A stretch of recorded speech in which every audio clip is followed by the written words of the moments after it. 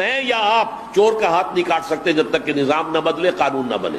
میں یا آپ یا ہم سب مل کر بھی یہاں کسی زانی کو رجم نہیں کر سکتے جب تک کہ قانون نہ بنے اور عدالتی نظام کے تحت جو ہے اس کا فیصلہ نہ ہو. ان چیزوں کو تو ہم نہیں کر سکتے، لیکن جو کام ہم کر سکتے ہیں، سود سے براہ راست تو ملوث نہ ہو، اپنے گھروں میں پردہ تو قائم کرے، اپنی معاش میں سے حرام شے تو نکال دے، فرائض تو ادا کریں، نماز، روزہ، حج، زکوٰۃ. یعنی دین کے جس حکم پر ہم عمل کر سکتے ہوں، چاہے اگر آپ شرعی پردہ نافذ کریں گے لوگ کہیں گے دقیانوسی ہیں، یہ اگلے وقتوں کی ہیں یہ لوگ، انہیں کچھ نہ کہو.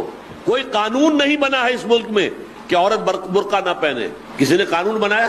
پھر اگر اتارا تو کس نے اتارا؟ خود اتارا نا ہم نے. جس کے پاس 2 پیسے ہو گئے اس نے سمجھا کہ برقع تو شاید صرف غربت کی علامت تھی، اب 2 پیسے میرے پاس ہو گئے، برقع اتار دیا.